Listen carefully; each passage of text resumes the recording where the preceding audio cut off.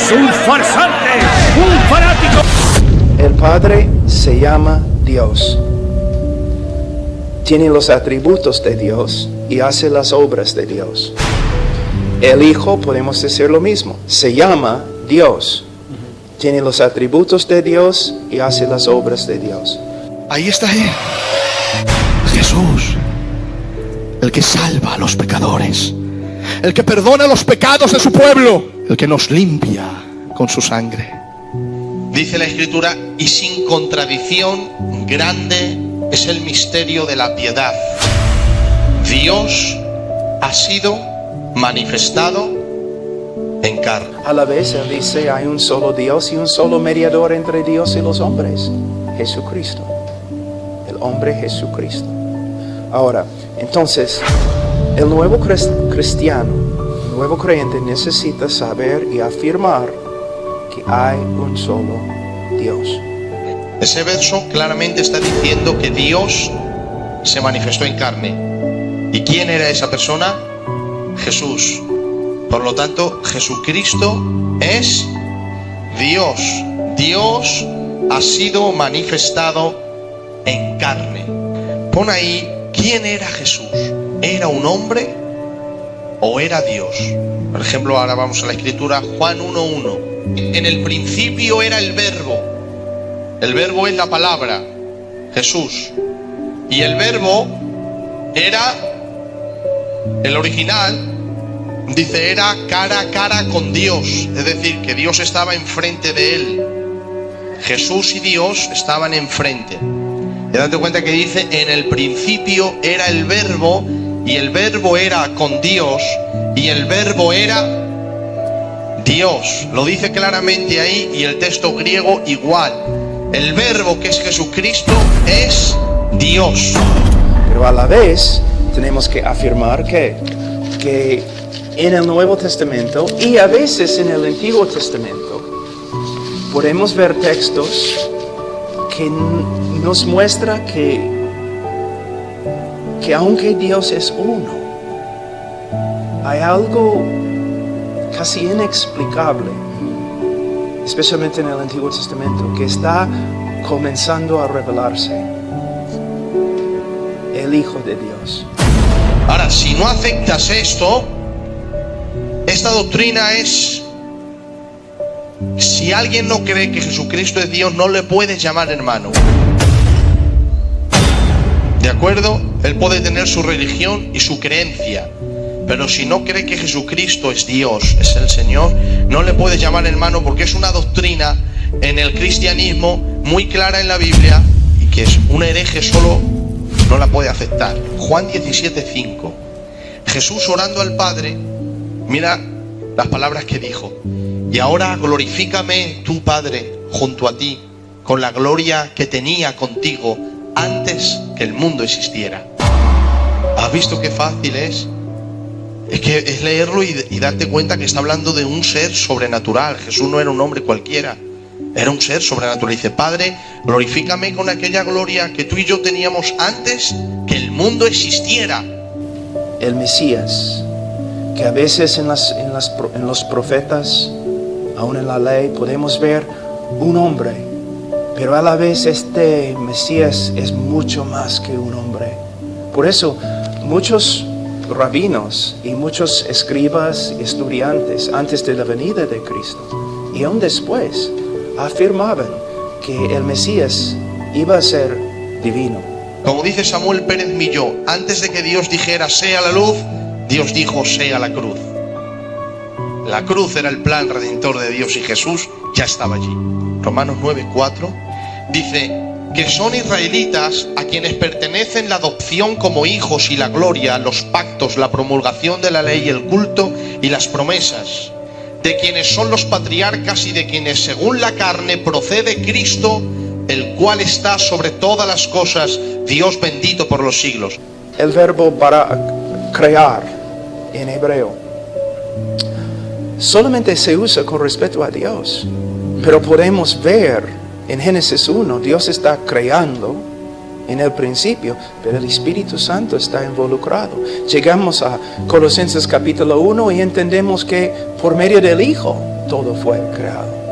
Entonces, la idea de que hay tres personas que son igualmente divinas no es solamente una doctrina nuevo testamentaria, sino también se encuentra en la ley, la literatura de sabiduría y también en los profetas. En la Gran Comisión, dice en versículo 18, y acercándose Jesús les habló diciendo: toda autoridad me ha sido dada en el cielo y en la tierra. Dice, de quienes son los patriarcas según la carne, y según la carne vino Cristo, el cual es Dios bendito por los siglos. Ahora pon ahí Filipenses 2, 6, 8. 2, 6, 8. Filipenses 2, 6, 8. Aquí está hablando el apóstol Pablo de Jesús antes de hacerse hombre. Y dice el apóstol Pablo, el cual, aunque existía en forma de Dios, ¿cómo existía Jesús? En forma de Dios.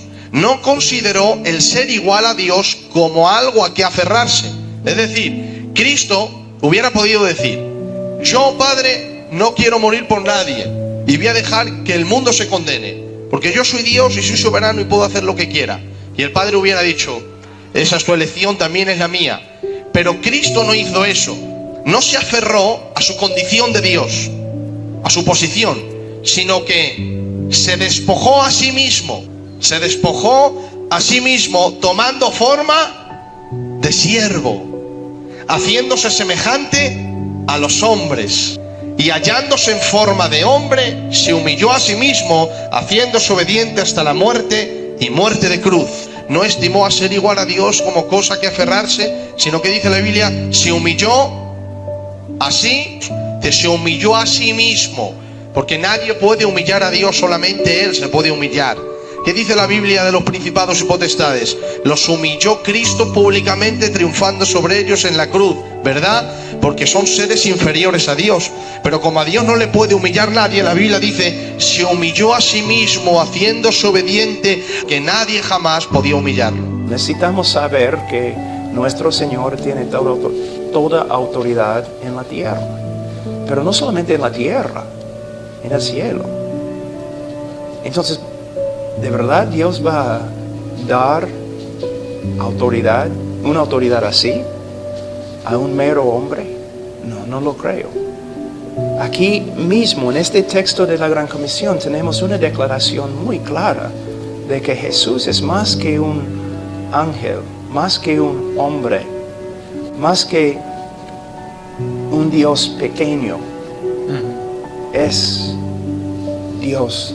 Jesucristo era Dios, coeterno con el Padre, en gloria, en majestad y en adoración. Que es Dios omnipotente, todo lo puede, el Señor.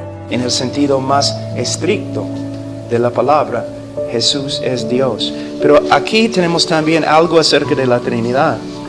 Dice en versículo 19, id pues y haced discípulos de todas las naciones, bautizándolos en el nombre del Padre y del Hijo y del Espíritu Santo. Quizás un nuevo creyente dice o pregunta, ¿qué tiene que ver con la Trinidad? Bueno, no solamente es el hecho que se mencionan acá el Padre, el Hijo y el Espíritu Santo, sino dice en el nombre del Padre, del Hijo y del Espíritu Santo. Debe decir lo siguiente, en los nombres del Padre, del Hijo y del Espíritu Santo. Pero dice en el nombre singular de tres personas, plural. Entonces aquí podemos ver no solamente que Dios es uno, un solo nombre, pero a la vez tres personas. Y el hecho que tenemos Padre, Hijo y Espíritu Santo juntos así, ¿cómo vamos a poner Jesús o el Espíritu Santo en el mismo nivel del Padre si no son iguales al Padre? Con Jesús. Pero se bautiza en el nombre del Padre, del Hijo, del Espíritu Santo. El hecho que Jesús, y en griego es muy importante el orden, el hecho que Jesús se menciona antes del Padre. ¿Cómo va a escribir esto Pablo si Jesús no fuera igual al Padre? ¿Y cómo va a poner las tres personas juntas si el Padre, el Hijo y el Espíritu Santo no son iguales y no son Dios? Bueno, vamos a ir a Apocalipsis capítulo 1 y verso 8. Dice desde el versículo 7: He aquí viene con las nubes. ¿Quién es el que viene con las nubes? ¿Dios Padre va a venir? No, ¿verdad? Dios Padre no viene. No hay ningún versículo en la Biblia que diga que Dios Padre viene. ¿Qué le dijeron los ángeles a los discípulos cuando el Señor ascendió? El mismo que le habéis visto ir en las nubes es el mismo que volverá en las nubes. El Señor Jesús. El apóstol Pablo dijo que volverá por segunda vez sin relación con el pecado, porque el primero vino a morir y el segundo viene a reinar.